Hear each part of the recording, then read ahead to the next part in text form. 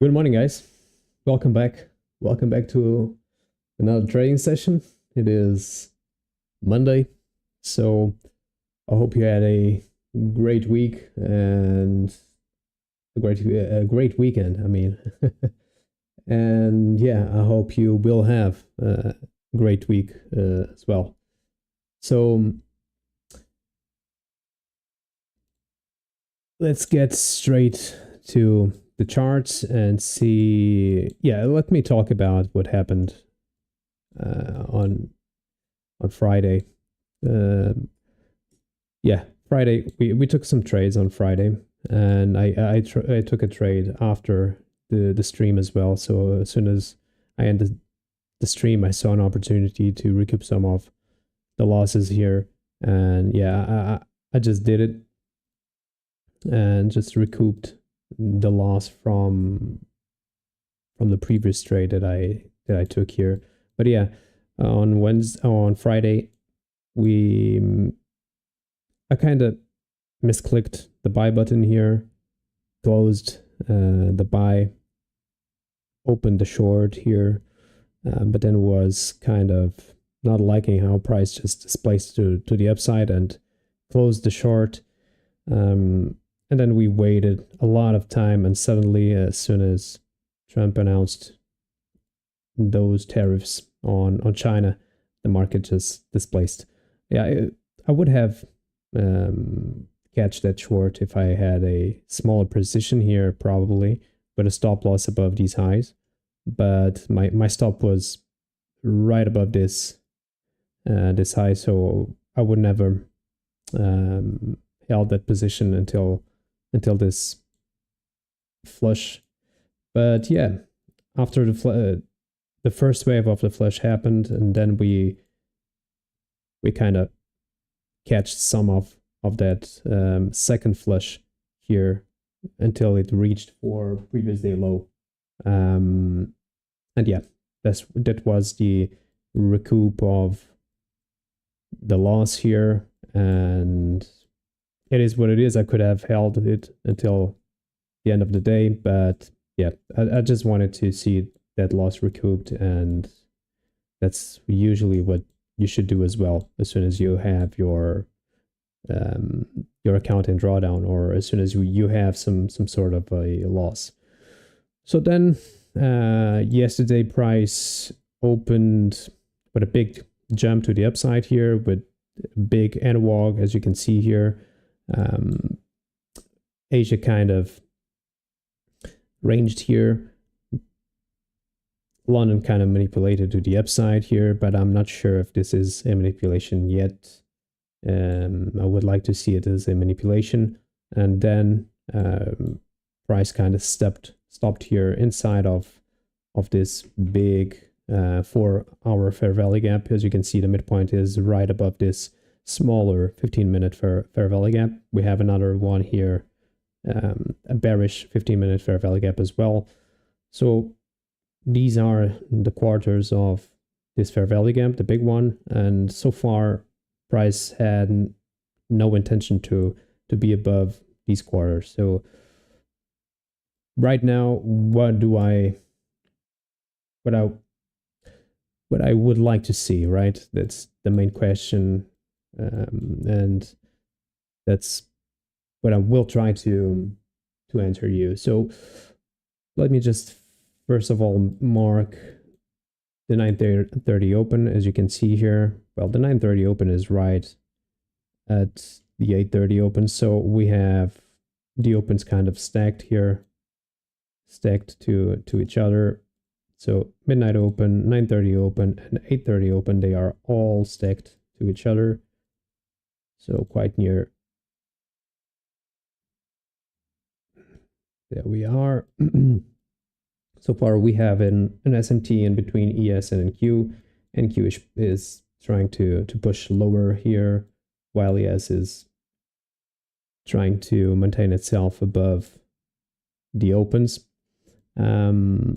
But what I really would like to see is price not coming to the upside. This was somehow the manipulation, accumulation, manipulation, and now I would like to see some sort of a distribution lower, just to fill some of these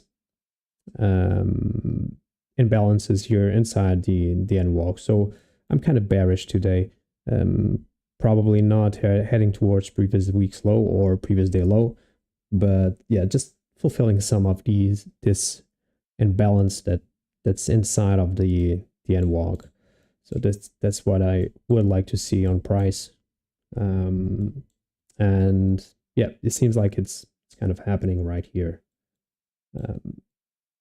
Let's see if this movement to the downside kind of holds, or if we are just manipulating right now and price will just take out some sell side liquidity and then move to the upside. I will mark the opening range gap here as well. So this is the opening range gap here, just to see how far price can go.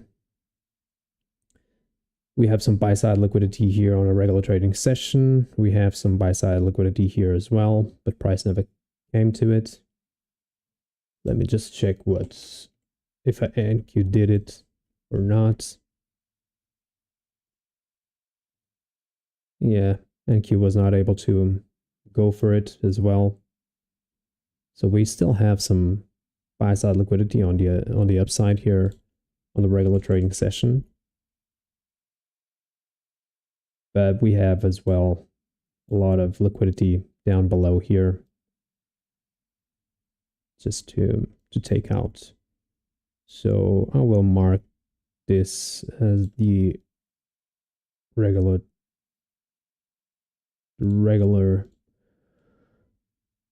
time hour. So regular trading hour buy side liquidity. We have another one here. I will mark this one out as well. And now I will switch back to the electronic session. Yeah, so far price did not reach for 25% of the opening range gap, was not able to do it. It's trying to get above once again,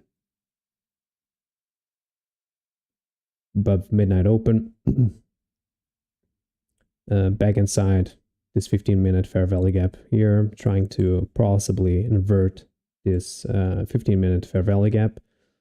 We left some relative equal highs here as well. So now let's see. Let's give it some more time here. I'm not in a rush to take anything, honestly.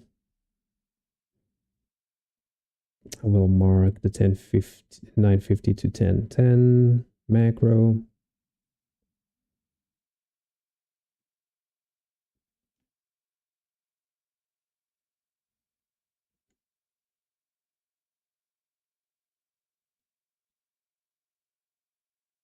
And let's see if we are respecting the bearishness of this 15-minute fair value gap and trying to get away from this bigger 4-hour bearish fair value gap and try to engage with the new week opening gap, or if this is just a manipulation, since we have some form of a range here, and if price will try to meet London highs.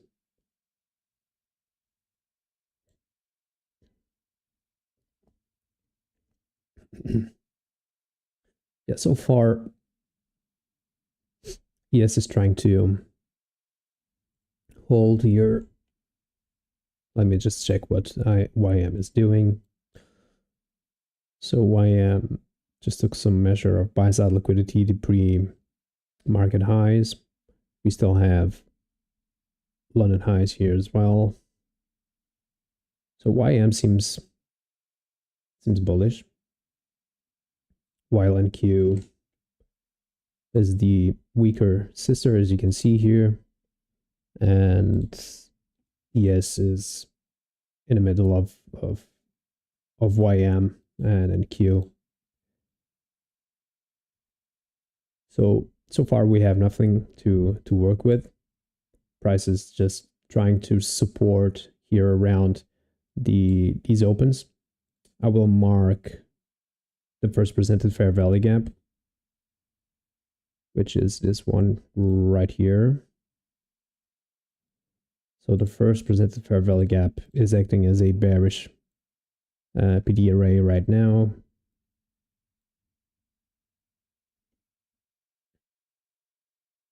And price rejecting midnight open here, 8:30 open and 9:30 open, rejecting the 15-minute bearish fair value gap here.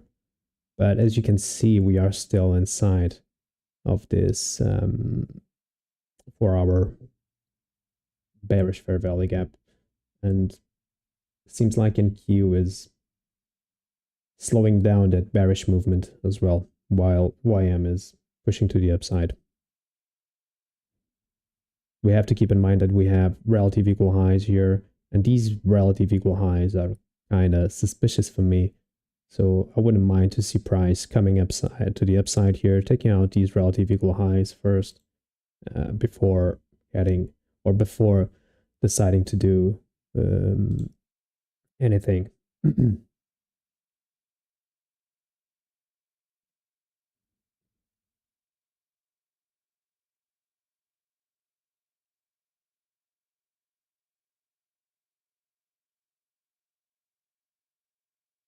At this point, I will take this one out here and we'll just play with these ones.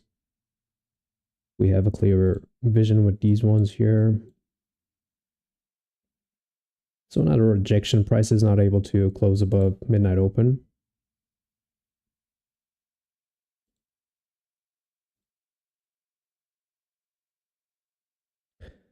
We'll just see how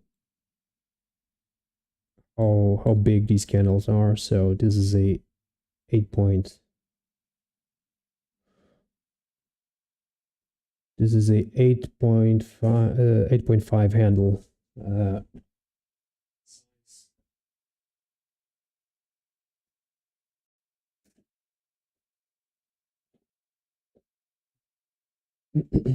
So my camera is not connecting well to the PC, so you will see me doing this a lot, restarting my camera. I apologize for that, but I don't know what's happening.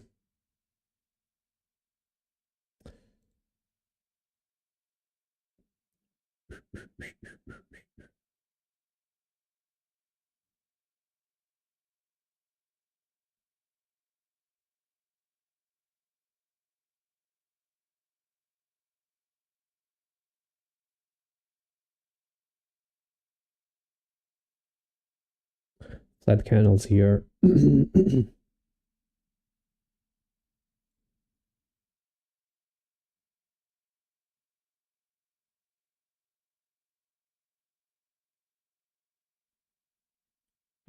we are still ranging here, as you can see. So this for me is a no man's land here. So price can do anything inside of this range. So we can take out some time just to wait for price to really decide itself if it wants to stay inside this range or if it wants to come outside of it.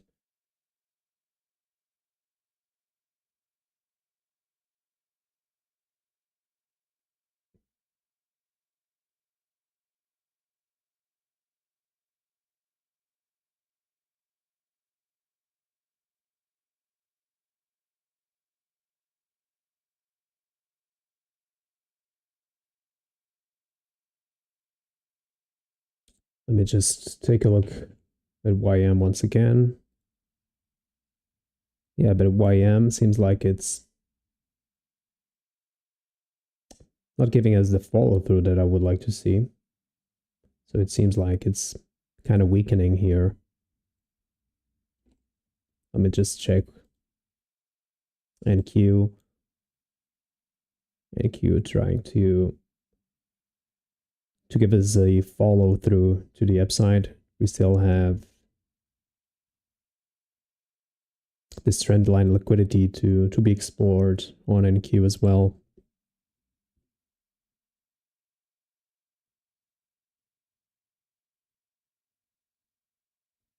But yeah, YM is kind of failing to me, as you can see.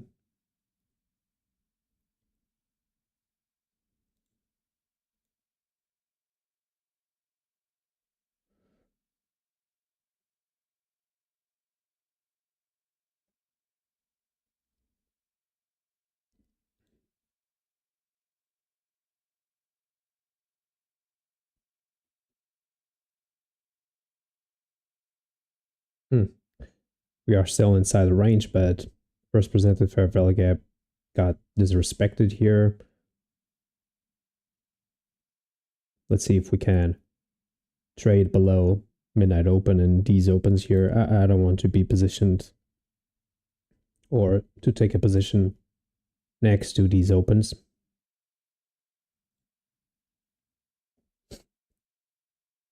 The SMT is still holding here as well. Let me just take another look at the regular trading session. Yeah, but the regular trading session is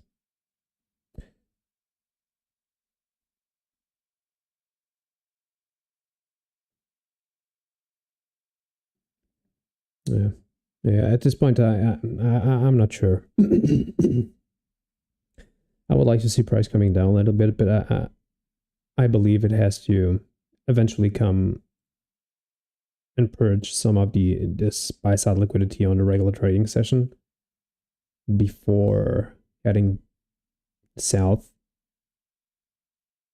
I don't think this one is enough here, but yeah, I will give it some more time. Really not rushing into anything here. It's kind of a mixed feeling that I have here.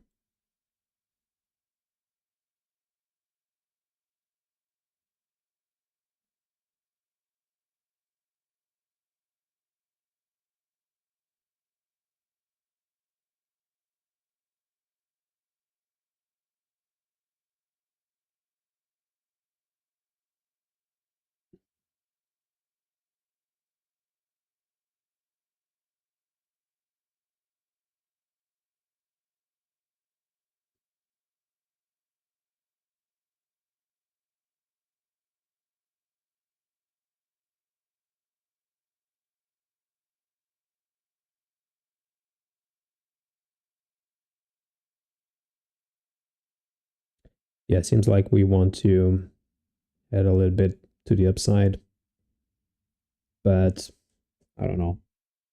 At the same time, I think the market is kind of thick here,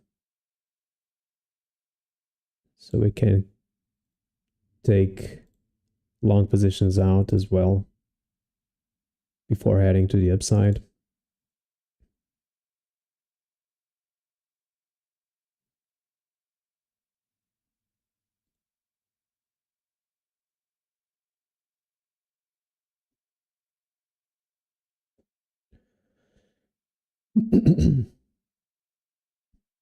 Looking at NQ, NQ is behaving a little bit better than ES. It's moving price to the upside, while ES is just barcoding, not giving us anything.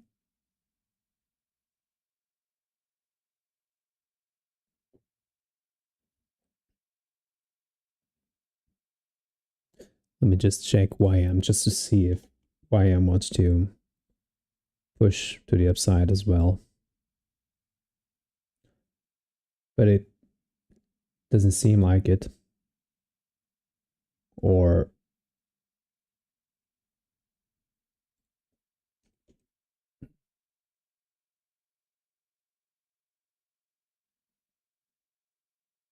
yeah, we are once again playing below the first presented fair value gap.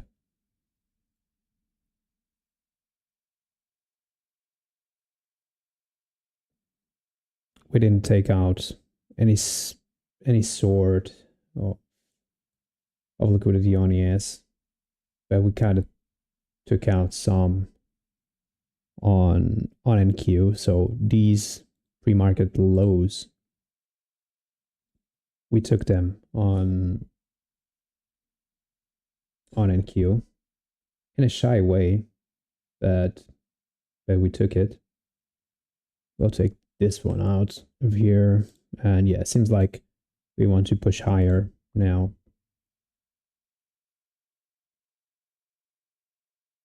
We are inside a macro, so these highs seem to be in danger right now.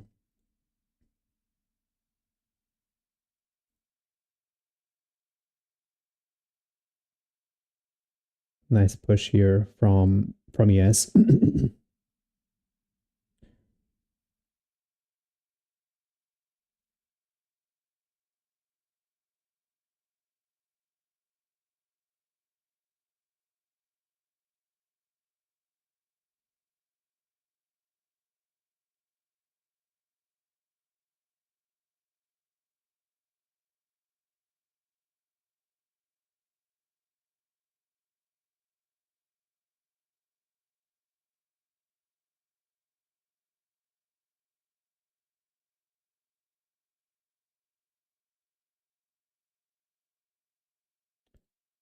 Yeah, so far we inverted this fair value gap. We kind of respected the first presented fair value gap now as being a bullish fair value gap.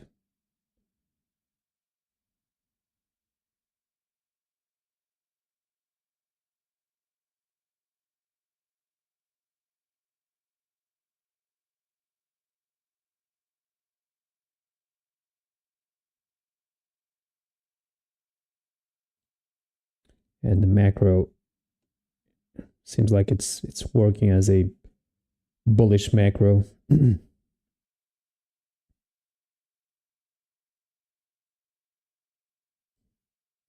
this point, we could eventually take an entry here.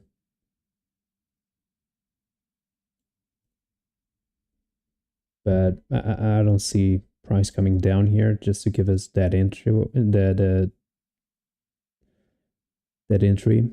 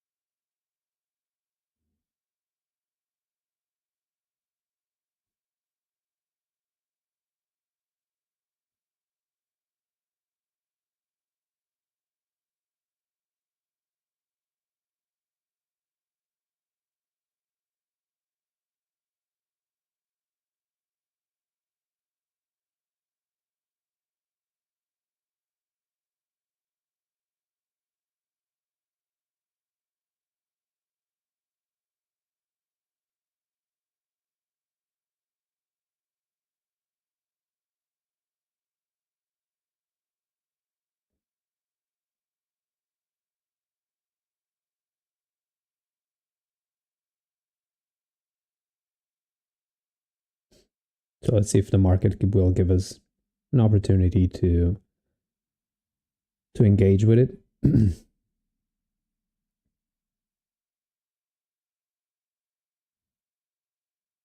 We still have some highs here that I would like to see being purged. Same on NQ as well.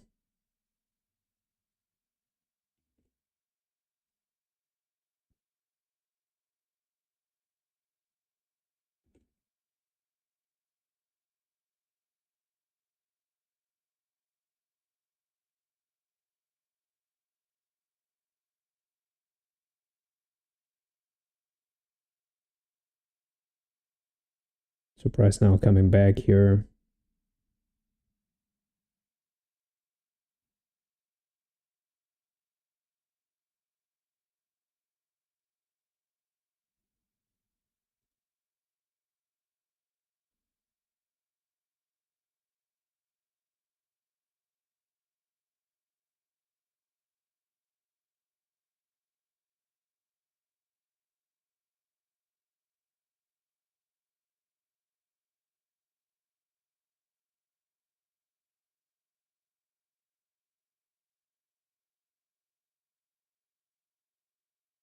Let's see. Let's see if we will have some follow through here.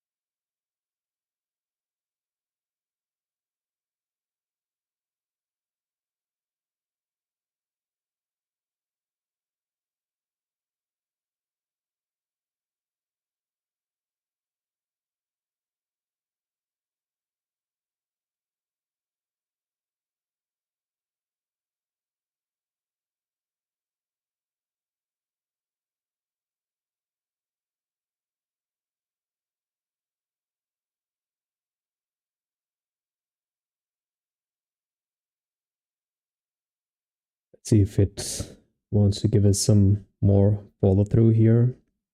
Really would like to see it. So amplify it. So if this is the last leg to the downside here, -1 would stand for the regular trading hour session buy side liquidity. So at this point, I will take out here limit sell 3. Yeah, probably.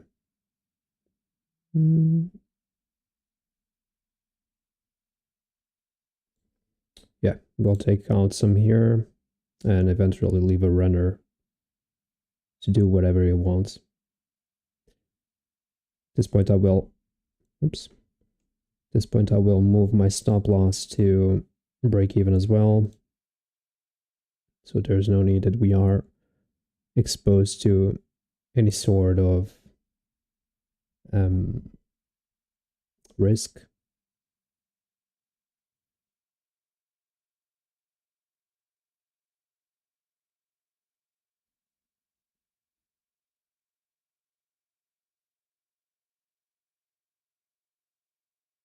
No, I don't want to take out. Yeah. Oh, okay.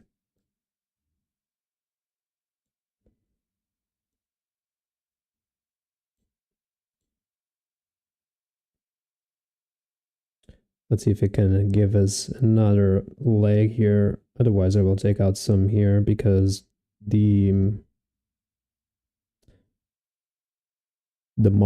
pre-market highs are taken. But there we go. We took out some here. Now we will leave the rest to wherever it wants to go.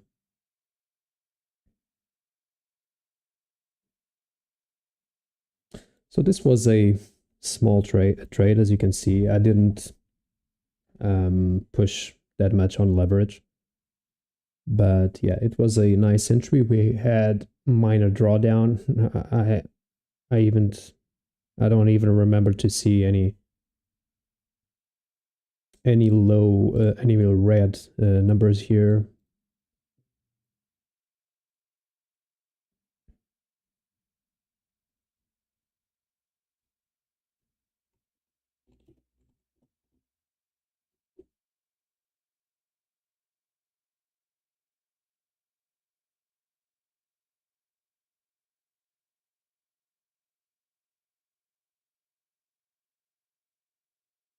So the macro is really working here. So 1050 to 950 to 1010. We didn't go for any sort of momentum to the downside here inside of the opening range gap. So price just explored buy side liquidity directly.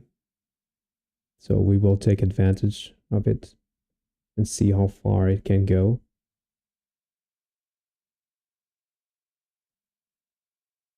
It is now touching a 15-minute fair value gap, a bearish one, and it's putting itself above the first quarter of this bigger 4-hour bearish fair value gap.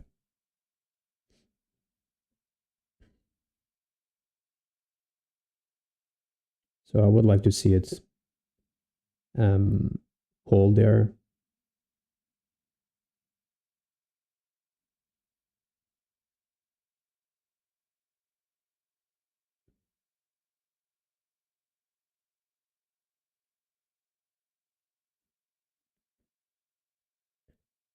So yeah, we took a nice entry here. As you can see, if I zoom in a little bit more, you can see it in a cleaner way. So price gave us an SMT here. It never came for the lows, the pre-market lows, but NQ did it and kind of purged the pre-market lows. So this equals to a SMT. And then price kind of supported around the midpoint not the midpoint, not the midpoint, midnight open, 8:30 open, and 9:30 open. It kind of supported around this area. We inverted a bearish fair value gap here, and then we supported around the first presented fair value gap. And as soon as I saw that displacement taking out these highs and price kind of holding here, I took a manual entry here on this bullish fair value gap, and yeah, and we are heading to the upside, doing some harsh retrace now. So I'm glad I took out this the majority of the position right here. Let's see if the runner will hold or not. At this point, we only have our order block to hold this trade. So let's see if we will have a follow through to the upside, or if this was just a move to take out this buy side liquidity here on the regular trading hour session. From the regular trading hour session, as you can see here, that's where I took the majority of the position out. So I was kind of expecting a reaction here, but looking into the FIB projections, we can see that price came for -1. It retraced down for -0.5. So now I'm expecting a continuation here. But at the same time, it needs to push a bit harder because we are inside of this quarter of this bullish, this bearish 4-hour fair value gap. So I want to see it push through it and continue higher. Otherwise, our stop here and profit might be doomed.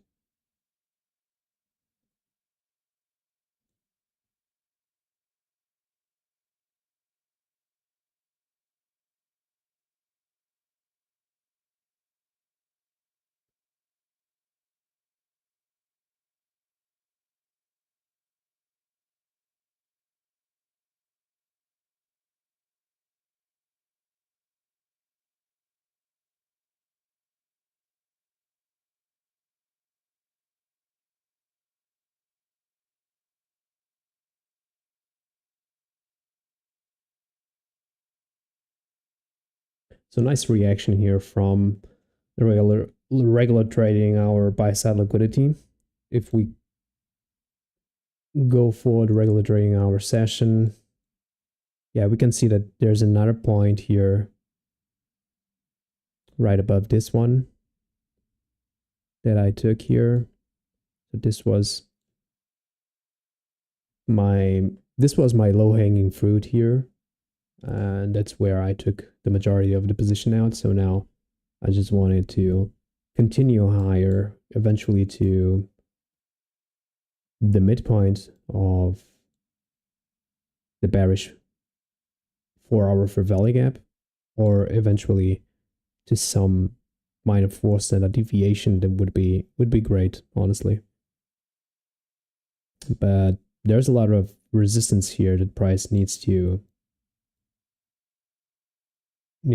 push through, so I will give it some time. So far, the 15-minute fair value gap is acting as resistance, as you can see here.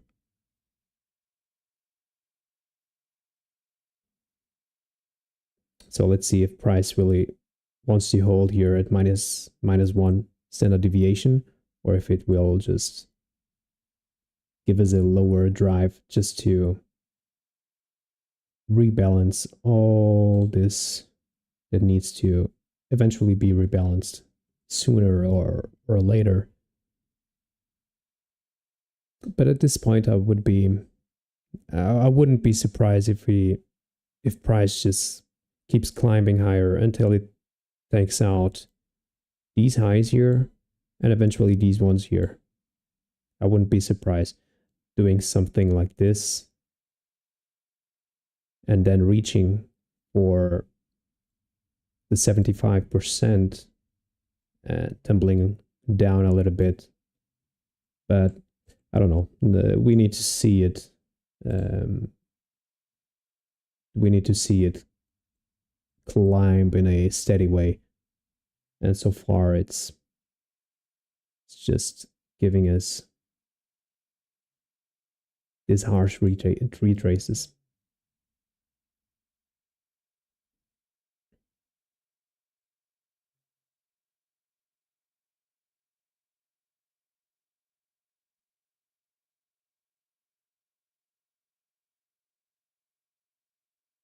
So yeah, quick it was a quick move to the upside so far. It was a bit cleaner on NQ, honestly.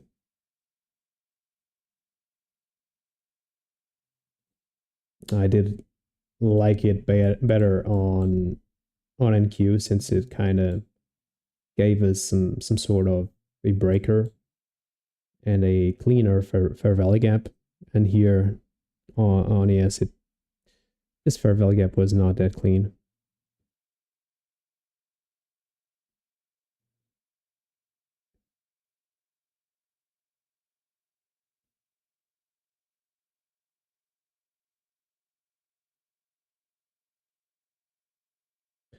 But yeah, as you can see, sometimes you don't have to be right just to make money on in the market. You just have to see what it is doing and eventually take some action about it. Because I was expecting lower prices, just a move to the downside, just to rebalance some of that NWOG that was formed with the opening prices. But yeah, I kind of saw that price was not engaging with lower prices. YM kind of at some point I saw that YM was pushing down, but then it kind of hold to the upside, and yeah, NQ was in fact the stronger sister here, so it was always pushing price to the upside, and yeah, I had to take advantage of that. So just let me put the projection. I mean, around here just to see. Oops. Yeah, this one right here. This leg right here. So it has some confluence as well.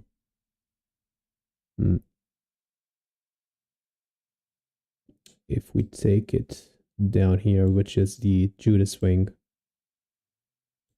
yeah, this is a much more stretched projection here.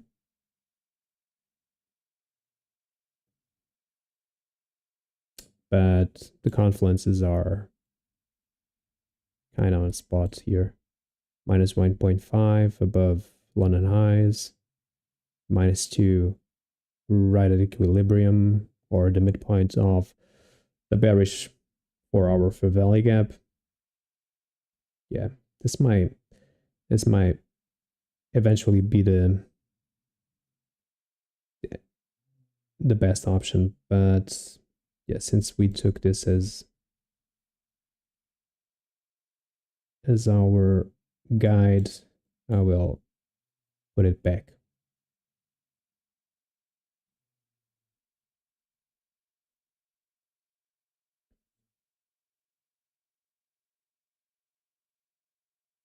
So let's see if price will come back into the range or if we will have some follow through here. I'm glad I took out the majority of the position since it's already been a long time here since I took out the position. It's been already 12 minutes, 13 minutes.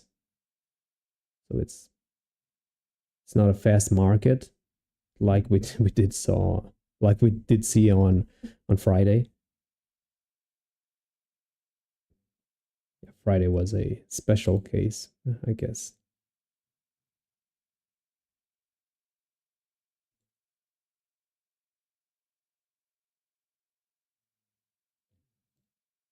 well, NQ is still delivering to the upside.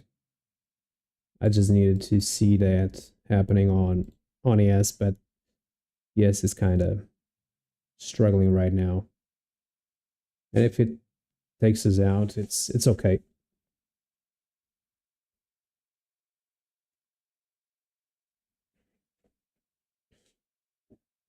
So this is a harsh movement to the downside here.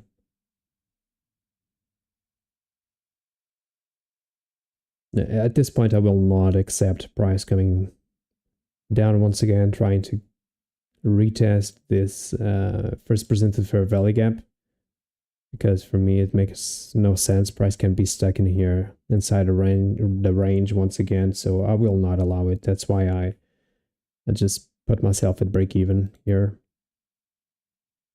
And if it really happens, I'm glad. I'm glad I took the majority of the position here on this low-hanging fruit.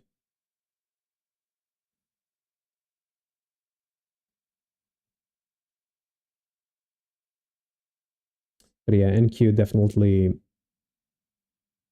stronger than ES.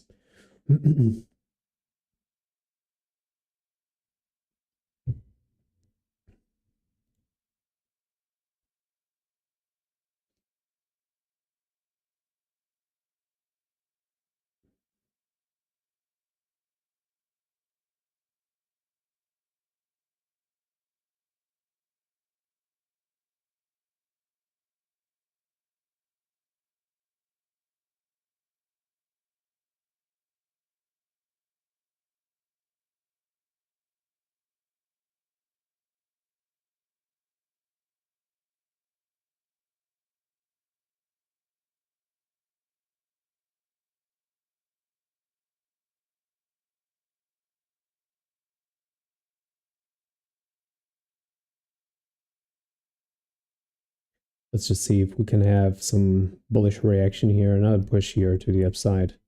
That would be great to see. Otherwise, if price doesn't hold here and tries to reach for lower levels, yeah, our stop might be doomed. But that's okay, that's fine. We already took some out of it, so that would be acceptable. Not expectable, but acceptable.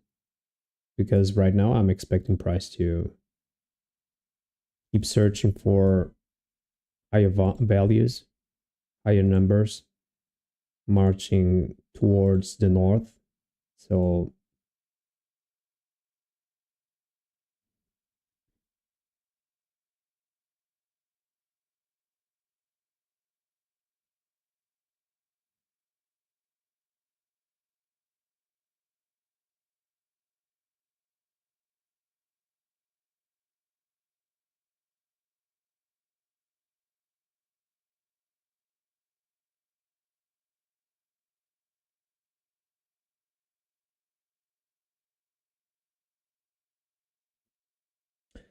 good reaction here.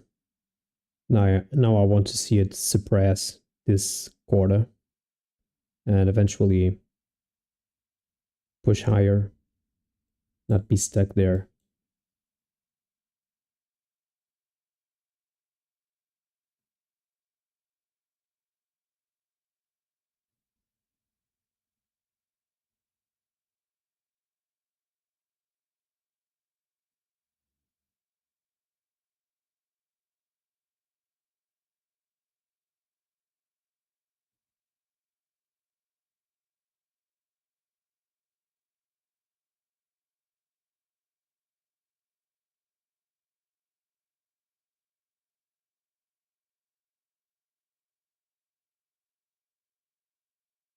Seems like it wants to climb a little bit higher.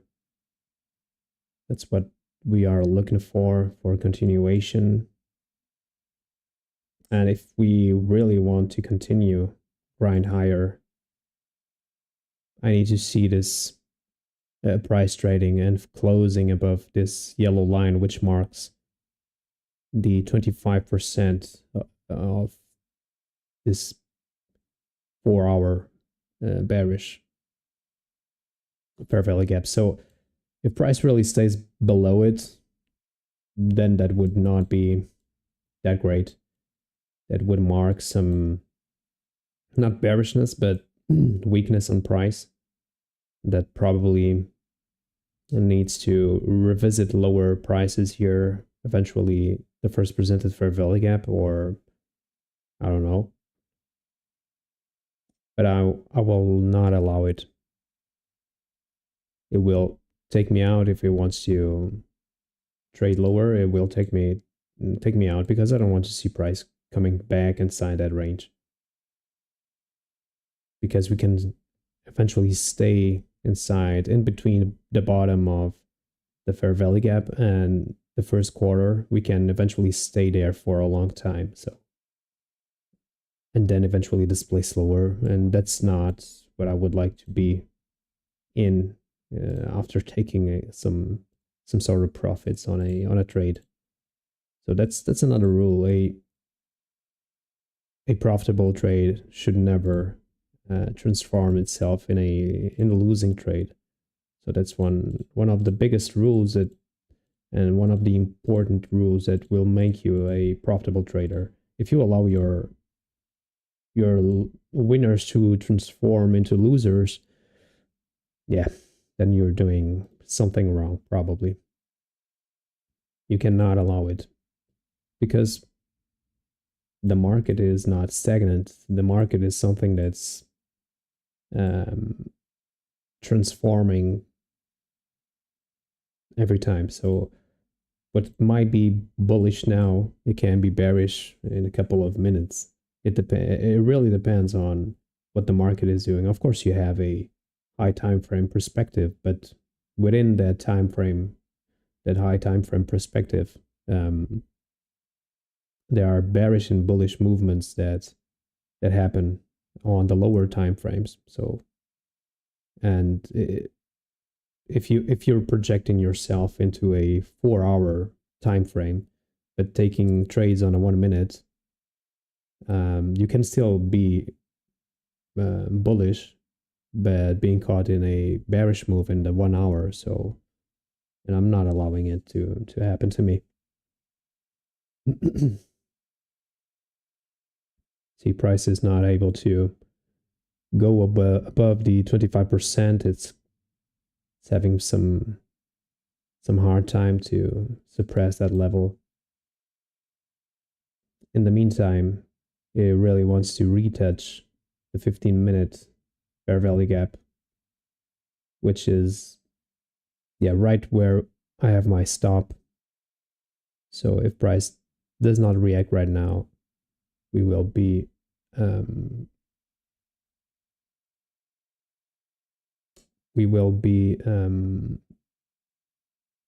there we go, stopped out. Let's see.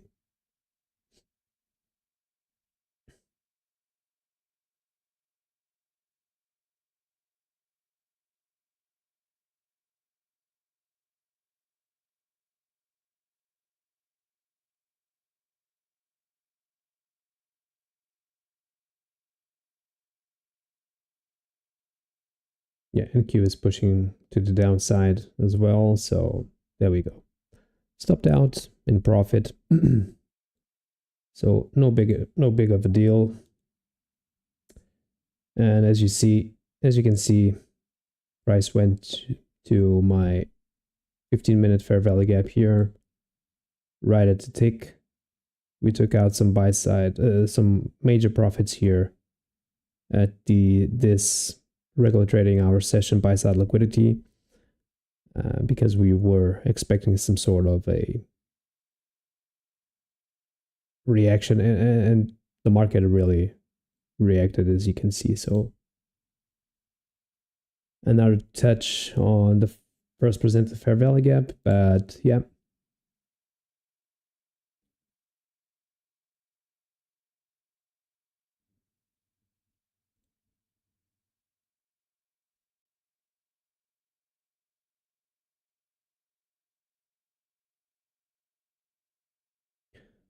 So in my price may probably come back inside the range, or now we will have our main plan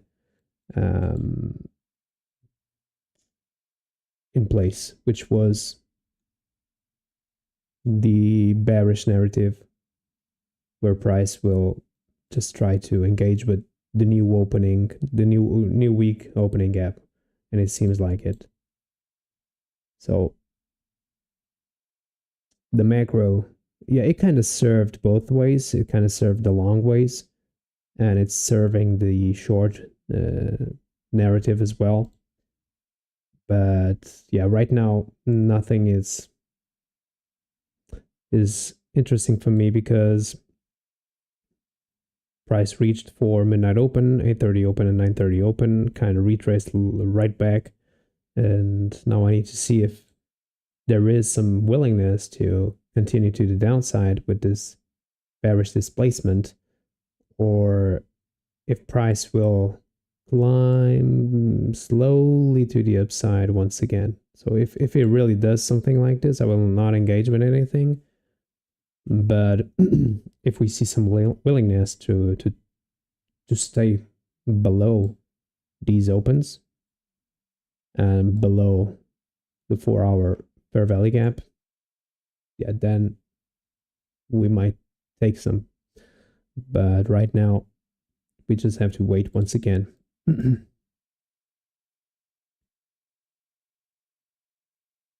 So looking into these highs, here on ES, they seem like okay, but on NQ, they seem like too clean. And it kind of offered as, I haven't noticed it, but it kind of offered as an SMT here on at the highs.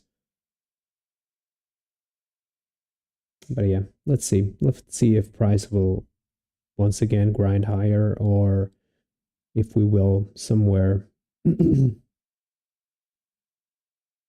reach for eventually equilibrium and then move lower, or do something else, just like inside this range, or I don't know.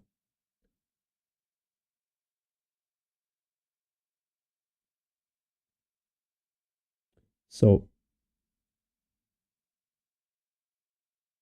this was the main bullish fair value gap that was holding the bullish momentum. It kind of failed, so it transformed itself into a inverted fair value gap, and now the first presented is acting as an inversion as well. So price now displacing lower, but as you can see, it's as soon as it touches the open or the opens, it kind of bounces back. And the last time I had a loss, it was selling somewhere near the open. It's, yeah, I guess it was on Friday. Yeah, it was. As you can see here, when I took this short, I somewhere had my opening, the 9:30 open. Yeah, the 9:30 open was really here. The 8:30 open was somewhere around, let me just check, around here. And midnight open was somewhere around here. So every time I try to sell in conditions like these, where I get the opens nearby and expect price to move like this, yeah, I usually get burned. So I will not try this here. I need to see price really leaving those opens and saying goodbye to them, just to make sure that price will not engage in some sort of inversion.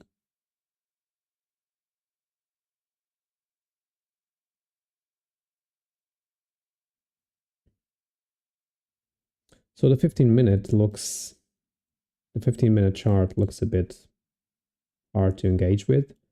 The 1 hour, it seems like a bearish engulfing candle is on its way.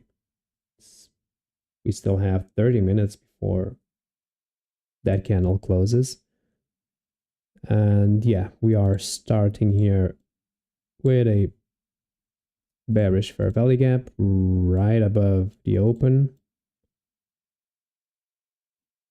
Yeah, I think not yesterday, but on Friday I told you about these flat candles here. Look how price just left these flat candles with the higher move, and now we will probably seek for them once again. So these flat candles are always a big draw on liquidity. And if you look into NQ, we have a 1 hour flat candle, which marks the 6 p.m. from yesterday's price action. So if price really wants to go lower, it will eventually go for that candle. So let's see if this bearish fair value gap will hold or not.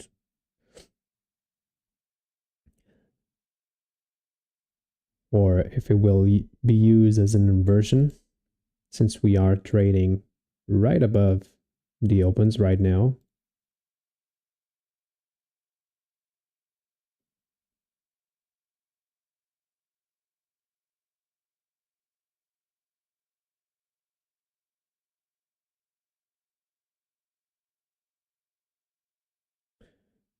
So let me take another projection here, because if we want to go lower,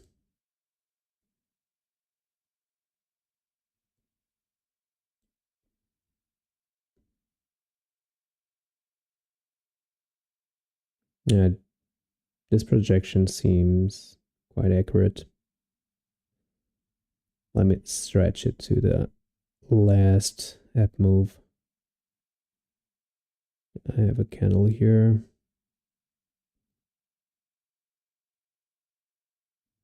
Yeah, this one as well.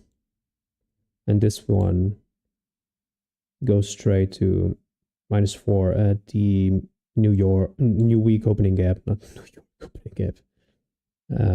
New week opening gap. But let's see. Price is now working this bearish fair value gap here.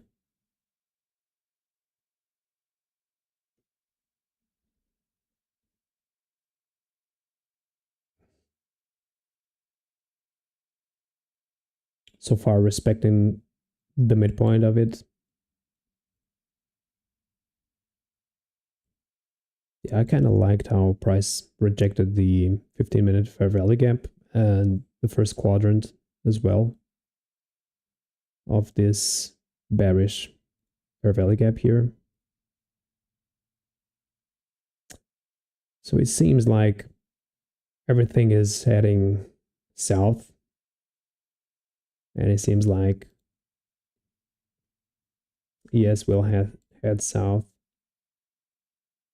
I don't have the necessity to engage with price right now, because I already have a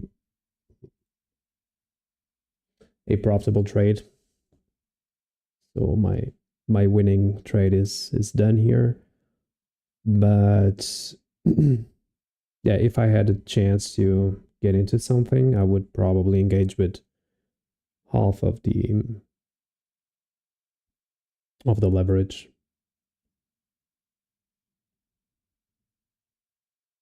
Yeah, it seems like price really wants to lose the opening marks.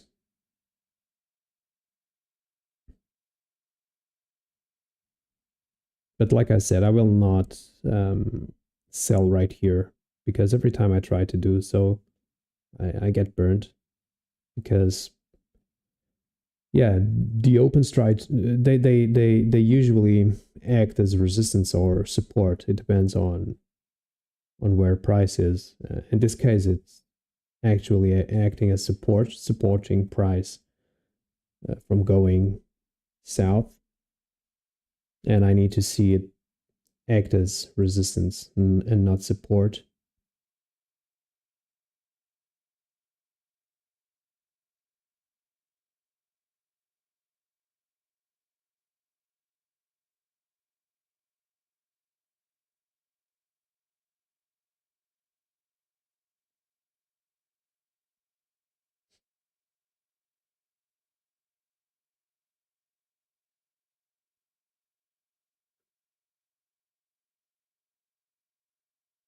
Olha o Ruben, pá.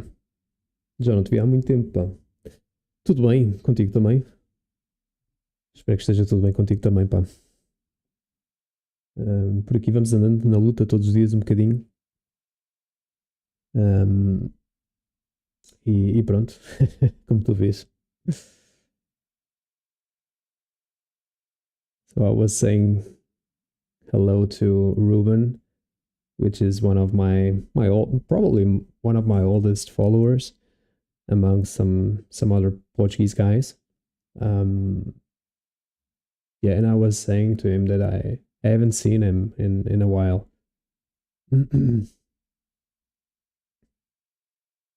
So see, that's why I really don't like to engage when prices um, above or below the opens. I need to see a clear rejection of them. Otherwise, it's always like this. Imagine if you try to short this. At this point, you would be praying for your stop loss. So you still have this first presented fair value gap to act as the resistance bed, as you can see. There we go. So everybody who has tried to short here, it's being punished.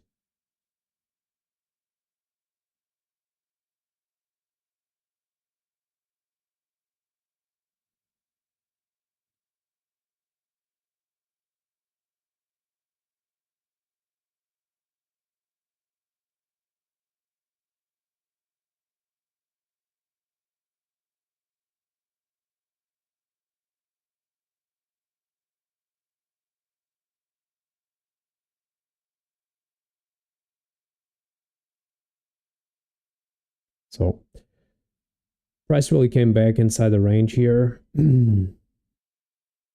See, if I would have allowed price to try to come here for the first presented fair value gap, I would have been stopped out in a small loss, but yeah. So that's why I just didn't take out myself from break even. We took some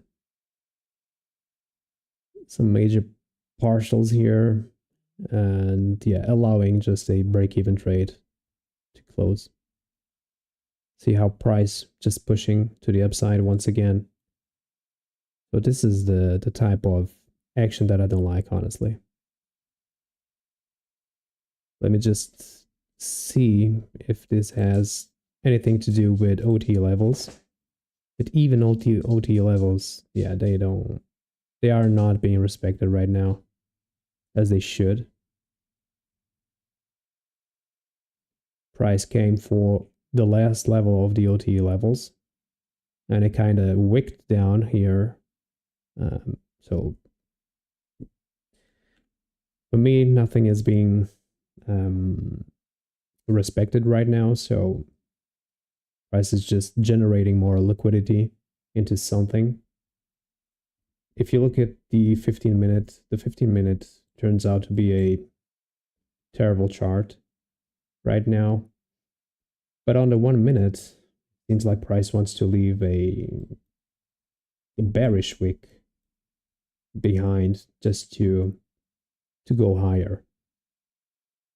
But yeah, I'm not buying it right now. I need to see some commitment from price to go higher. I would only engage with price if I saw some major sell side liquidity here being taken out. I don't think this is enough for me.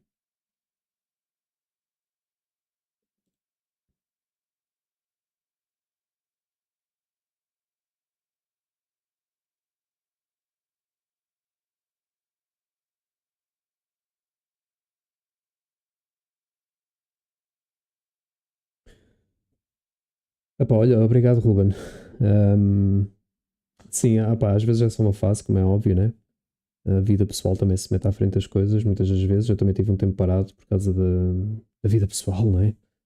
Um, mas sim, olha, também tenho trabalhado bastante a paciência. acho que a dado momento uma pessoa começa a perceber que tem que mudar mesmo, não é?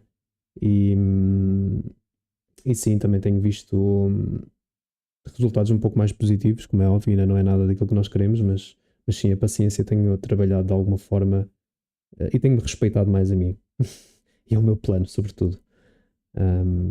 Portanto, pá, olha, espero que contigo também esteja tudo bem, que também estejas aí na luta.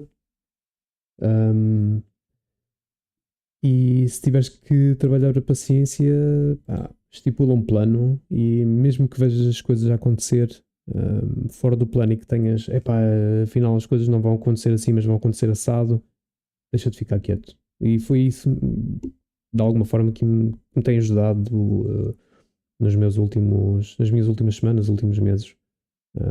Eu traço um plano mental, digamos assim, daquilo que vai acontecer e depois executo apenas aquilo que me vai na mente. Tenho o plano normalmente A e o plano B.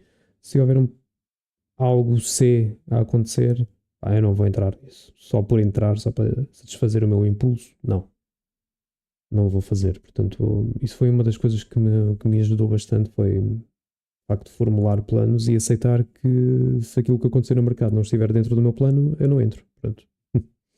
É tão simples quanto isso, basicamente.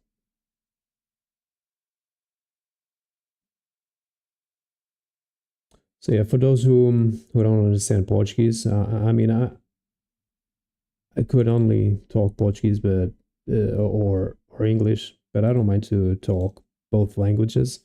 And as I was saying, Ruben was telling me that he sees some developments in my patience. So yeah, I'm noticing it too, and that's due to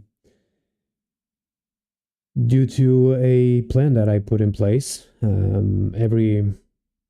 Every morning session, I put about two plans, the plan A and plan B, on top of the table. And if the market does some of those plans, yeah, okay, I will engage. Otherwise, I will not engage with something that's not planned. And it helped me a lot. Of course, I have to admit that sometimes it's kind of, you know that the market will do something, and you know that the market will do some kind of a movement, but it's not inside of your plan, so you will not take it. And yeah, that's the most frustrating um, type of feeling to deal, but it is what it is. And you, as a trader, you have to accept that you will not be present in every single movement of the market. So I can see myself going short here, or eventually trying to benefit from this inversion type of fair value gap, just because the market is moving. But yeah, it doesn't make part of my plan, so I will not engage it. And as soon as you accept it, things get a little bit better, and then you will probably need some time. And I think I'm in that phase where I need to cement things, and I need to solidify some things, like not FOMOing into positions, not trying to chase the market.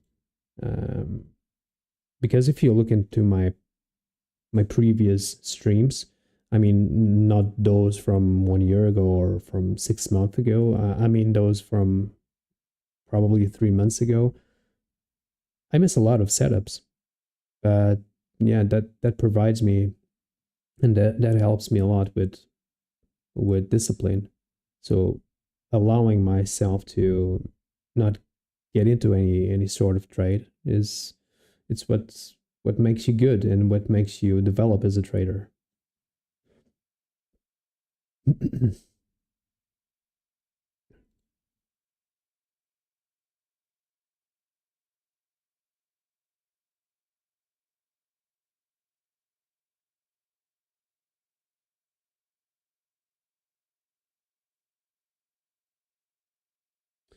É isso, Ruben. Acho que é o mais sensato. A semana passada, por exemplo, fiz que três trades, se calhar, não sei. sim, foi. Esparta a câmera. Mas sim, a semana passada foram 3 trades, se não estou em erro. Foi um na segunda-feira. Estás a ver tudo em branco? Está aqui. Dia 6 foi segunda-feira exatamente. Short aqui, fechou aqui. Break-even do runner, né? Depois foi na sexta-feira que eu entrei aqui num short de forma precoce. Se tivesse entrado mais tarde, tinha apanhado esta leg toda, mas é o que é. Um, short precoce, fui stopado e pronto. E depois aproveitei aqui um bocadinho desta leg descendente até a previous week's low. Depois fechei a loja, digamos assim. E, e pronto, e foram, não, foram estes trades, exatamente. E agora esta semana começou aqui com um trade e pronto, e pá, aí tem andado devagarinho. So like I was saying to Ruben, he's telling in the chat that he's saying in the chat that he's been a bit more cautious and a bit more patient with the number of trades he's taking. He bought an Evo what a week ago, and he still has one trade. So that's pretty normal, I guess. But as beginner traders, we don't accept it, and that's one of the hardest things to accept because the market is always moving. So you have the tendency, oh, if the market is always moving, I have to be in the market all the time as well. It's like a job. It's like, I don't know, if you have worked in a normal job, you have to be proactive. You have to, even if there's no task to do, you have to do something because your boss will come after you and say, "Oh, what are you doing? You can't stand still. You have to do something. You have to, I don't know, you have to clean this. You have to organize that. You have to get in touch with the clients, even if they don't want to buy anything. Yeah, you have to be proactive. And in the market, that doesn't work. You have to wait, and you have to wait for the perfect time and for the things that you planned in advance. So for example, today I had two plans on top of the table. I had a bearish plan where I would like to see that was in fact my plan A, where I would like to see plan A as a bearish continuation here, just to fulfill some of this imbalance in the new week opening gap. Not reaching for previous week's low, that would be a stretch for me, but yeah, price coming down a little bit into the new week opening gap. And the second one was, as soon as price opened, I saw that we had some regular trading hour buy side liquidity just to engage with, and the price would not fall before coming to this regular trading hour buy side liquidity. So as soon as I saw price coming and displacing above the first presented fair value gap, yeah, I just took the first long here. As soon as price retraced back into it, and boom, this was my low hanging fruit. And yeah, I was not looking eventually for a continuation of something, because it's a no new Monday, no news Monday. It's a some sort of a holiday bank as well. So the bonds are closed. Only commodities and stocks are open, and the futures, but the bond market is it's kind of closed.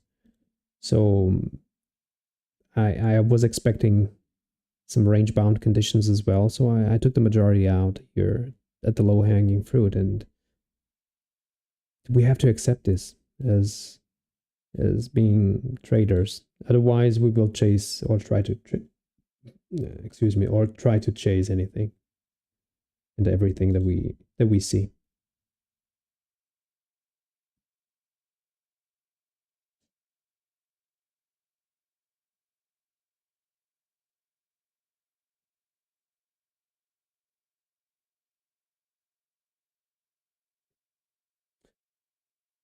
What's up, Pablo? Do you have any indicator for SMT, or you have another monitor? Well, I have a 21:9 monitor here. It's a I believe it's a 32-inch monitor. So the screen that you see, it's actually just a small portion of my main screen. I have other charts right next to this one that you see here, and yeah, I don't use anything to mark my levels. The only thing that I use to mark it automatically, but I do it manually as well, is the NWOG. I will search the NWOG on TradingView and replicate the values here, just to put things a little bit more quicker in the charts. Otherwise, I'm always monitoring what's happening on NQ, and those SMTs that you see here, those are manually marked with while I'm looking at NQ. I usually only take SMTs in between ES and NQ. I usually don't do those with YM.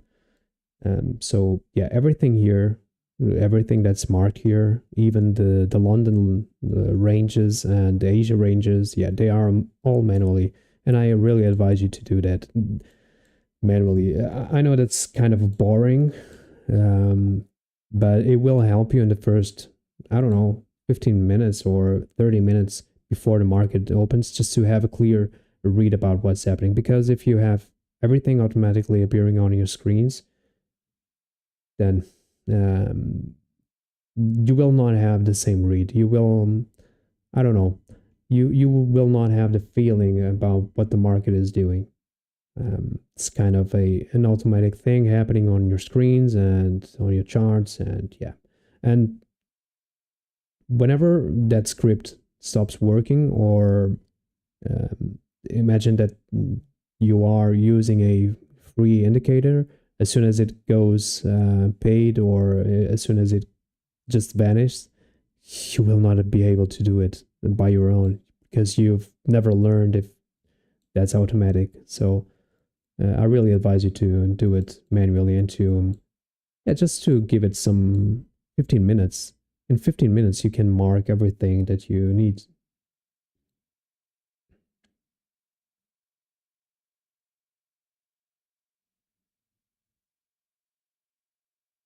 Yeah, Rubens is saying that one of the main things that helped him was to not watch other traders' content. Yeah, and I can really relate to that, because I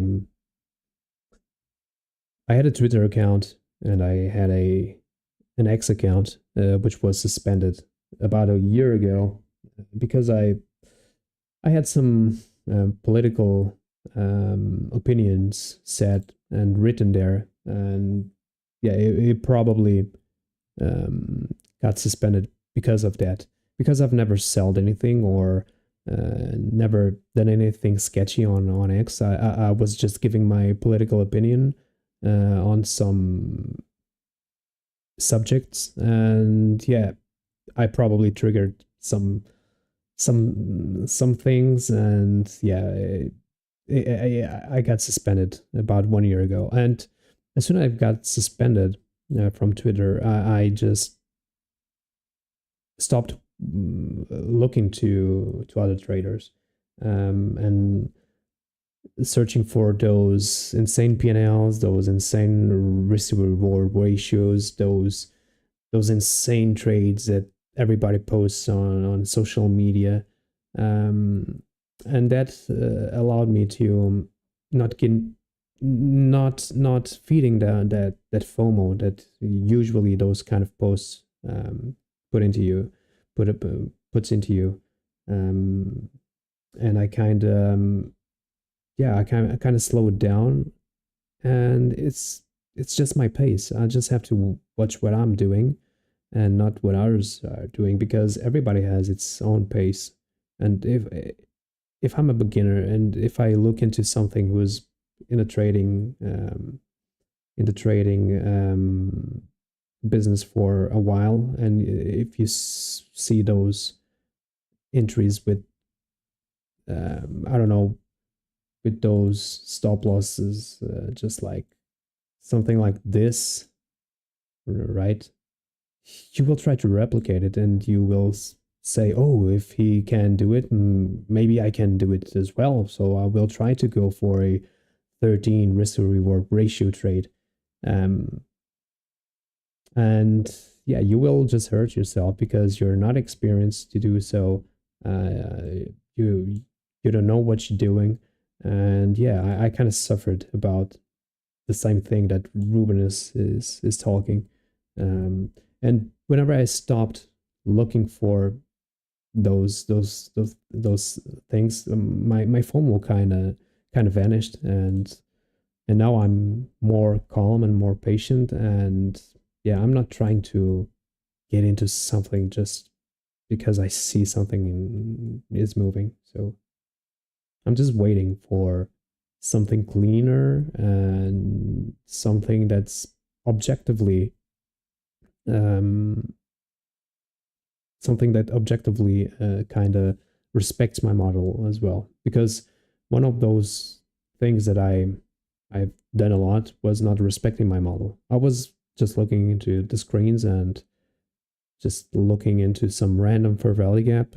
And I will just trade this fair value gap, hoping to see the next low hanging fruit. And I would have hurt myself a lot with that type of behavior. And yeah, Ruben says it's one of those steps that you probably have to take as well, not reaching for others' social media. One thing is to there are some things that I still do. I still watch others' live streams just to see what am I missing, or just to see but only after my trading session. Imagine, yeah, if my wife is says if she says, oh, I will go to bed, or okay, I will just stay for 1 hour more or 2 hours more just to see what other traders have done that day. But that's the only thing that I do right now. I'm not chasing into Twitter and see what ABC is doing, or oh damn, they catch the huge trade, and yeah, that will just feed my FOMO and all those feelings that you don't want to be present in your trading sessions.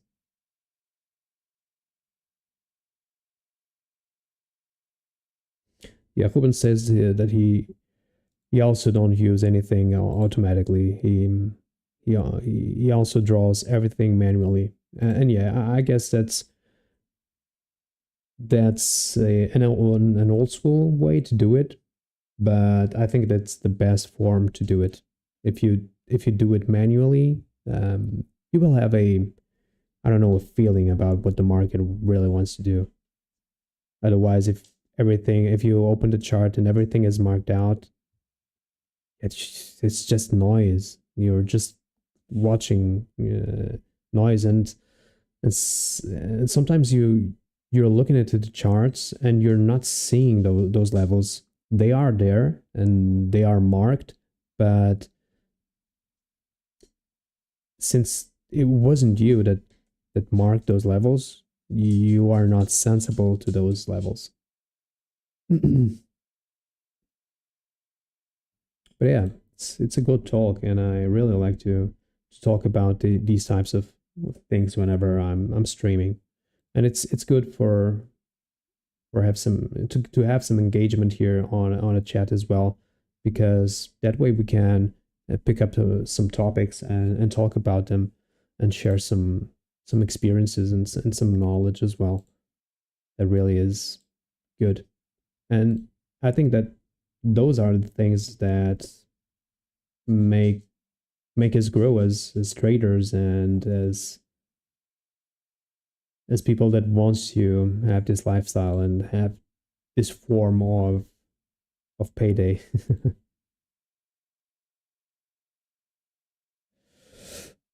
So let me just mark the new macro. So we are inside the new macro already, but yeah, price is kind of slow right now, just giving us some range bound activity. But this is clearly one of the range bound activities that the old Miguel would engage with. It would be definitely I would here somewhere I would have taken a trade. I would have 100% sure. Just because it is moving, not just because I was expecting something. So let's have another read about what price is doing, since it's been a while since we refreshed our read about the market. So at the opening, we were trading right at the bottom of the bearish 4-hour fair value gap. We kind of moved higher until 25% of that, which is this yellow line, we kind of rejected it. It had some confluence, with the 15-minute fair value gap that was here as well, inside the bigger one, the 4-hour. So we kind of inverted this fair value gap. Later, we came to retest it, and we kind of displaced lower once again. So right now we are moving slowly to the downside. We are inside the macro as well, but we are once again trading inside or above or next to it, because it's right now it's below, but we are trading below the opens, trying to lose them probably. And yeah, this one is a reclaimed fair value gap, not a inverted one. So the bearishness of this fair value gap is reclaimed, and usually these reclaimed fair value gaps, they tend to be good fair value gaps as an entry, or they really are strong whenever they are reclaimed. So we might be facing some things like this, something like this, or price will just continue its way inside this range, because if you look into it, we are still inside this range.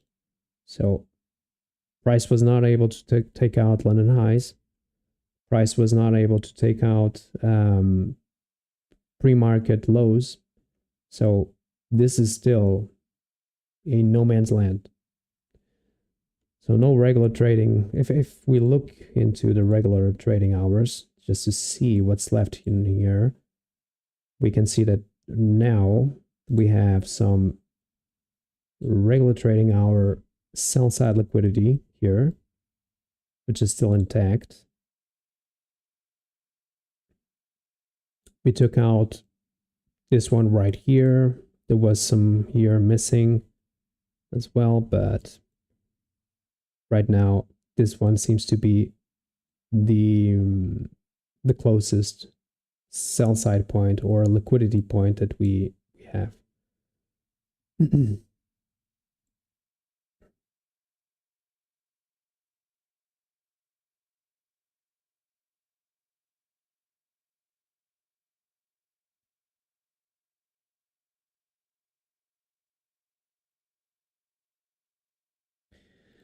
Yeah, today is a bank holiday. Yeah, this is kind of an exception for me, because I usually don't try to, or don't force anything like this on bank holidays. But since the futures market is open, since stock market is open, it's not quite of a traditional bank holiday where everything is closed. It's like a mixed situation. So I was allowing me to trade. I didn't took it on a crazy leverage, or I didn't go heavy. As you can see, my P&L, it's kind of it's like a 1 hour, but not quite 1 hour. So so I didn't go heavy on it. And yeah, now I'm just waiting. Seems like price really wants to come a little bit lower. We are inside the macro. Price kind of rejected midnight open, 8:30 open, 9:30 open. So I believe we will start to engage with these yellow lines here, which mark the opening range gap.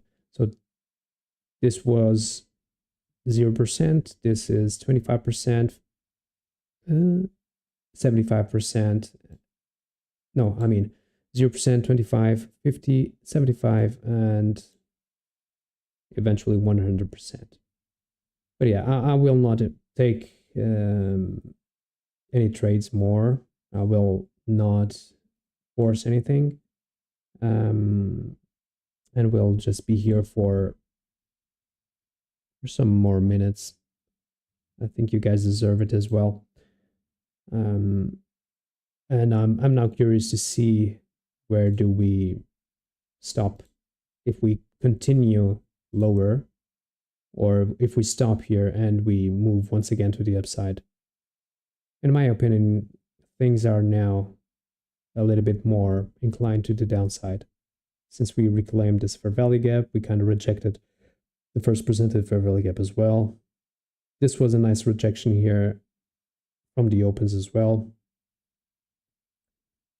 And let me just see if there's any type of SMT on the upside. Yeah, but I don't think so. It was only an SMT here in between ESN and Q. But yeah, guys, I believe I will not engage with it, but I believe we will go a little bit lower. Thank you, Ruben. Thank you very much, bro. I'm here every day, so or try to be here every day. And sometimes it's kind of hard for me to be here and every day because I'm not trading at 9:30 in the morning or 9 in the morning. Here in Portugal, we are trading at lunch hour, which is in between 2 p.m. 1:30 p.m. It will be 1:30 p.m. in a couple of weeks. So it's kind of a not so comfortable schedule, but it is what it is. If I have any Discord or any type of community, no, I don't have any Discord. I mean, I have a Discord, of course, I have Discord, but I don't have any Discord channel with where you guys could eventually engage with. But yeah, I will probably do it one day because I have a lot of people asking for my Discord channel as well. But I don't know. Socials, they take a lot of time and a lot of patience, and I don't know if I want to engage with it because right now I'm fine with my YouTube. It's I think it has never been my goal to grow up on social media, because if you look at my other socials, yeah, they are quite inactive. I just made this YouTube channel just to commit myself and to put some eyes on me, just to be disciplined and I don't know, just to force myself to not do any sort of rookie mistakes. Because the majority of times when I traded some about 1 year ago, I end up closing my trading sessions and look at my trades, and goddamn, Miguel, what the hell are you doing? You need some eyes on you. You need to commit yourself. And yeah, YouTube was the way, I guess. So, but probably, yeah, probably I will one day. I will probably end up creating a Discord channel, just to gather all these people that follow me in some sort of community, because in on YouTube we can't uh yeah, we can't interact like in Discord. And I know what you guys asking for, but let me just finish my inner work, my self work, and then I will probably engage with something like that. I need to step up first, um, and then I will probably shift my focus into something related with socials, related with growing a community, with giving some education eventually. I don't know, but I need to prove myself that I'm able to do this in a um, full time job.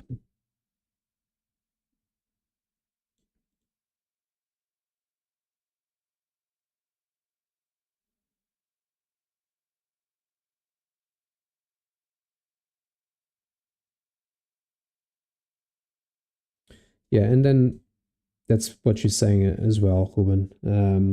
There are a lot of beginners, and beginners really makes you lose a lot of time, because you have to educate them, because you have to give them advice, because you have to um, show them what the trading world is, because the image that they have, it's kind of distorted. They only care about Lambos, they only care about Ferraris, they only care about mansions and uh, millionaire payouts, those those kind of things. But that will not come in the first, I don't know, 5 years of trading. I don't know. That will take a lot of time to develop. And usually that also then don't come with trading alone. That comes with trading, socials, courses. It's a mix of things. There's nothing wrong with it. And those who make a lot of money, or those who make money selling courses or giving some sort of education, yeah, I don't see any harm on it. Um, Everybody makes ends meet the way they want and the way they can. Um, I don't know. It's just uh, whenever somebody says to me that, oh, if you're selling some course or something like that, you're not a real trader. You're not making money. If you had enough money from trading, you would not selling courses. But that's not correct. You should always try to have different income sources. You should have or you should search for different income sources. Um, Even big institutions like, I don't know, like banks, yeah, they make money different ways. They sell real estate, they buy real estate, they make investments, they do trading, um, they sell products to their clients. They have different sources of income. So if a trader only have one source of income, then he's not a real trader. He's not a real investor. You should have different sources of income. Um, and that's what economy and those 101 economy lessons, they just say that to you in the first, I don't know, chapters of economy lessons or financial advisement or whatever. They just tell you your income resources, your income streams should be different things, not only one thing, not only trading. Because imagine that, I don't know, something happens to you and you go blind. How can you do trading? You can't. You have to have another source of income. You have to.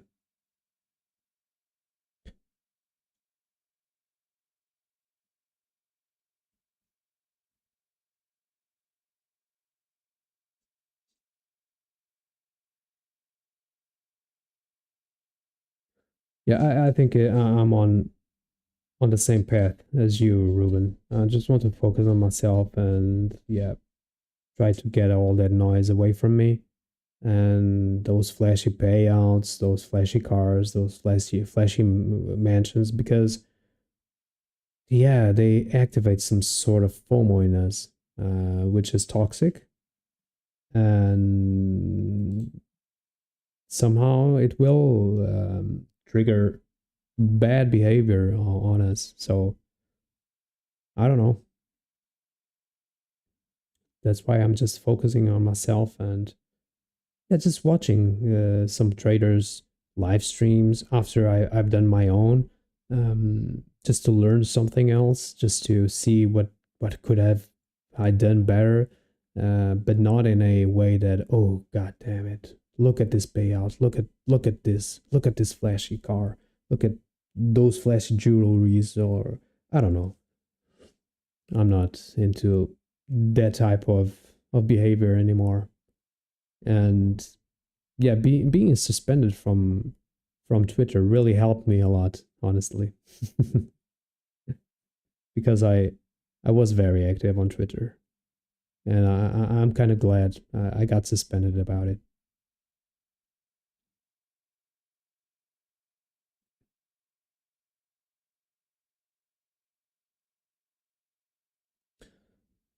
So yeah, guys, macro decided to give us a twist, and they move back inside the range. So yeah, this was Monday new news action, as you can see, back and forth. We really um, we really took advantage of this low hanging fruit here. Um,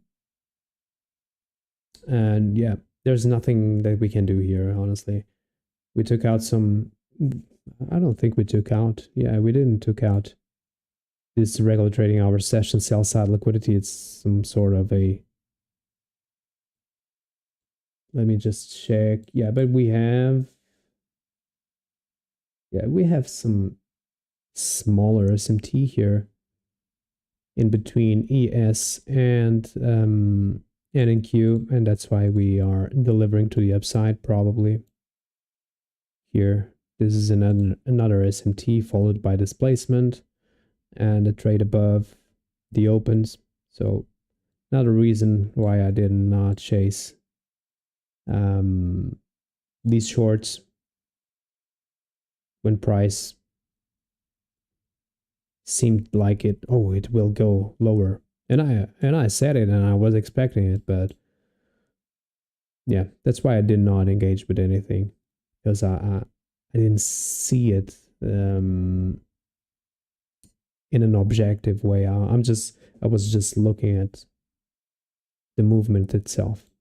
So this was more expectable for price to do some sort of inversion, especially when you have to consider another thing. Whenever price reaches a limit of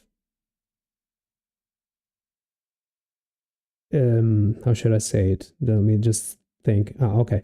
Whenever price reaches a limit of some point of interest, like this 4 hour fair value gap, and in its late stages of approximation, it kind of leaves a fair value gap, just like it does in here. Let's let me mark this. So it's reaching for the limit of the 4-hour fair value gap. So another fair value gap here, another fair value gap here, another fair value gap here, another one here. So whenever price does something like this, the majority of times it will just use this to invert price action, as you can see here. So don't get caught in this type of trap, expecting a follow through lower, especially when we are ranging at the bottom of any point of interest. So let me just clean this as well. There we go. So yeah, the macro delivered this move to the upside, but as you can see, these types of movements, they are very hard to engage with unless you play some sort of turtle soup, which I'm not the best person to advise you doing that, because I don't like to play turtle soups.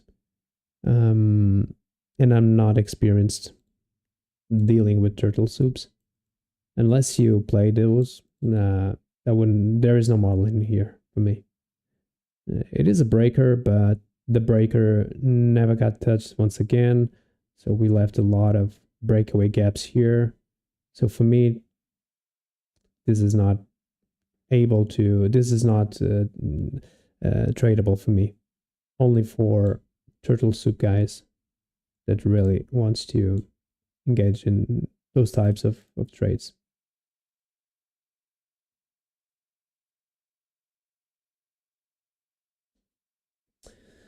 Well, with this, it was about 1 year ago.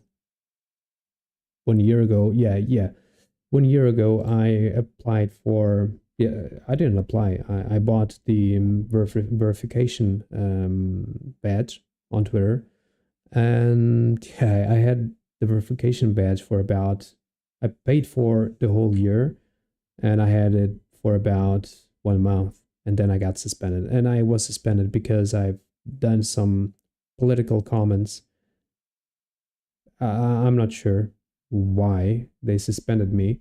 Twitter never gave me a reason. They only say that I violated their terms.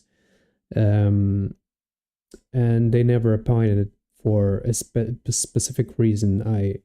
I've done plenty of appealings. I don't know, more than 20 appealings, probably. And the answer they gave me was always a bot answer, a bot fabricated answer, which says something like, we are sorry to inform you that you kind of violated our terms and conditions, so your account will be permanently suspended. There's no appealing that you can make, so this is our final decision. Yeah, and there's no reason. So the only reason that I can see is that I said something about the Israel and Palestine conflict, and it was not it my opinion was not good for the American side. So I kind of was sharing some political ideas and thoughts that were not in, how should I say it? They were not in good terms with what Trump was saying and with what was happening in the Middle East. And yeah, that was what probably kind of suspended me, because I was not selling anything. I was not doing any spam. I had my account for over 10 years. And yeah, they kind of suspended me for, I don't know, for giving me my opinion. I don't know. I had that account for about, I don't know, I thought 11 years. Yeah, I think 11 years. It was not active for a couple of years. Um, but lately I was very active on Twitter. I was spending a lot of time there. I was giving some knowledge out as well, trading knowledge. But yeah, but at some point I just received an email saying that my account was suspended, not temporarily, but definitely suspended, and no reason was given to me. So it was kind of sad, honestly, because I had that account for a while. I decided to purchase the verification badge 1 month earlier, and yeah, it is what it is.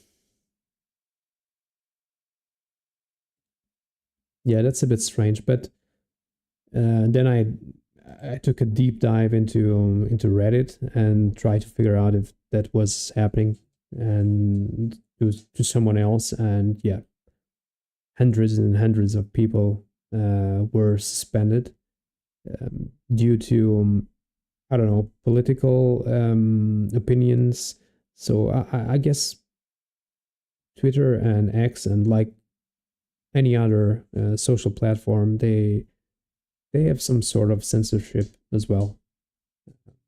They say that you are allowed to do anything and to say anything, but yeah, things don't work that way. If you say the wrong words, you will definitely be suspended and wiped out of the platform, and nobody will know about it, because then you are not able to create another account.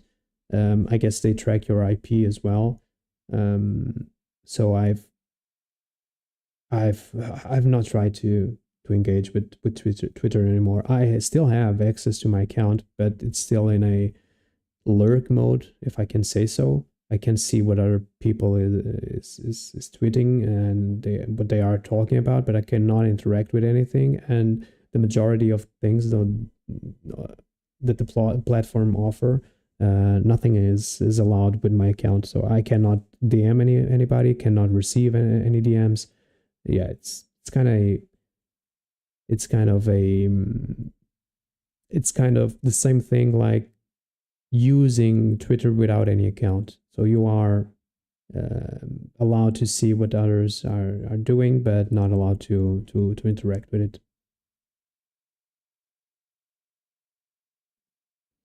Yeah, not the majority of them. Yeah, if your account is too big, they will allow you to tell you to say some things.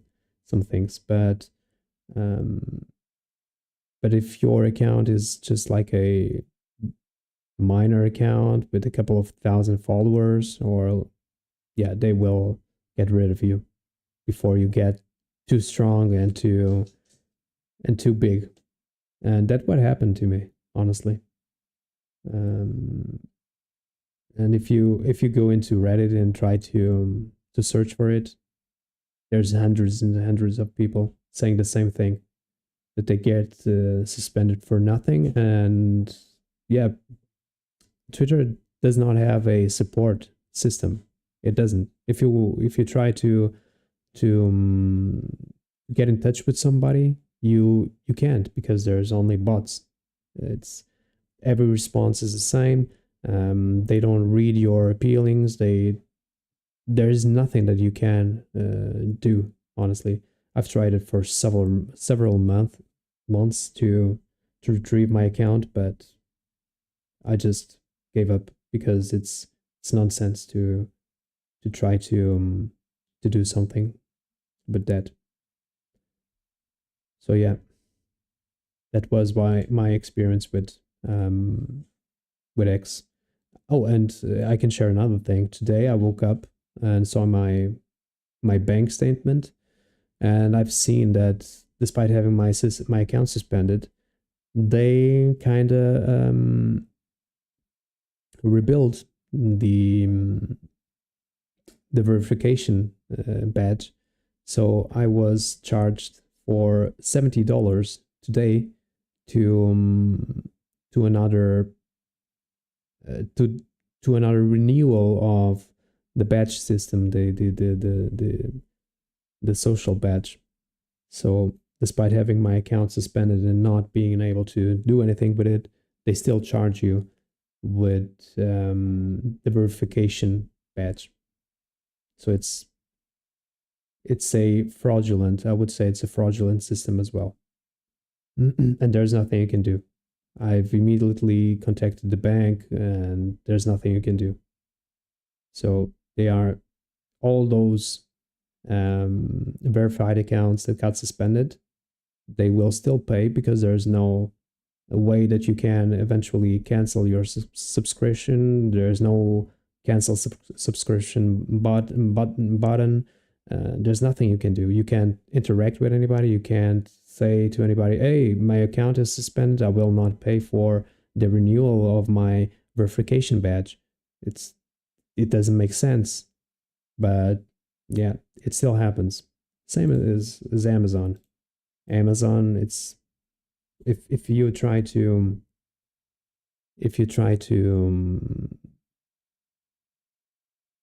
yeah, they find a way for everything. And Amazon is quite the same. If you are subscribed to Amazon Prime, try to unsubscribe it. You can't. There's nothing you can do. You can't. The only thing you can is to cancel your card, your bank card, where the subscription is being rebuilt. Otherwise, they will always charge you until you just cancel your bank card, because there's no way that you can unsubscribe Amazon Prime, just like Twitter. For me, it's the same.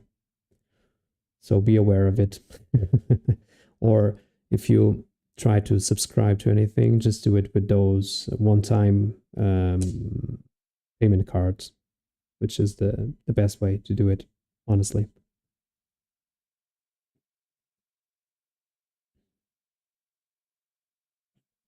So yeah, guys, a lot of back and forth action in this New York AM session. But I guess everybody was expecting something like this in a no news Monday. We kind of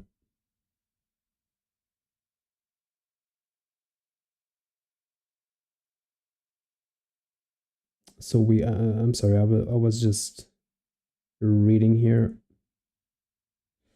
Yeah, so a lot of,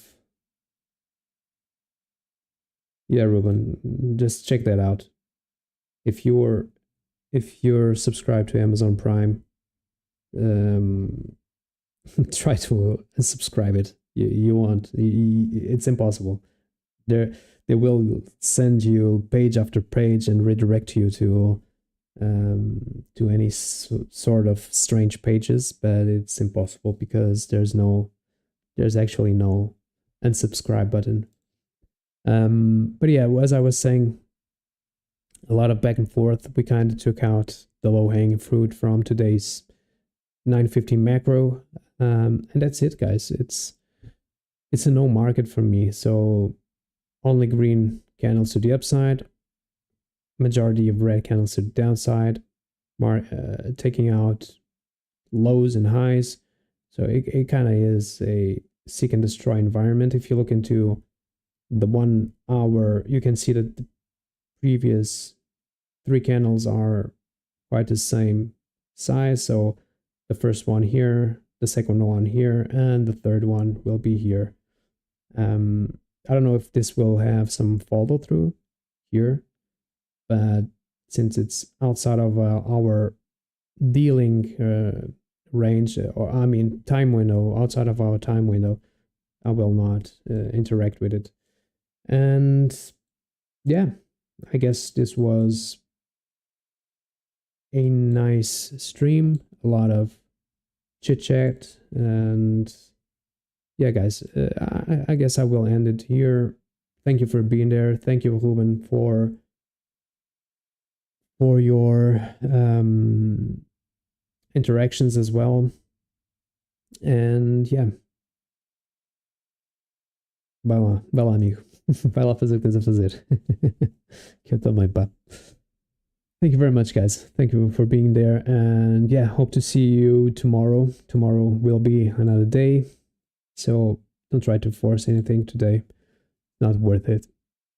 Stay safe. And yeah, see you tomorrow.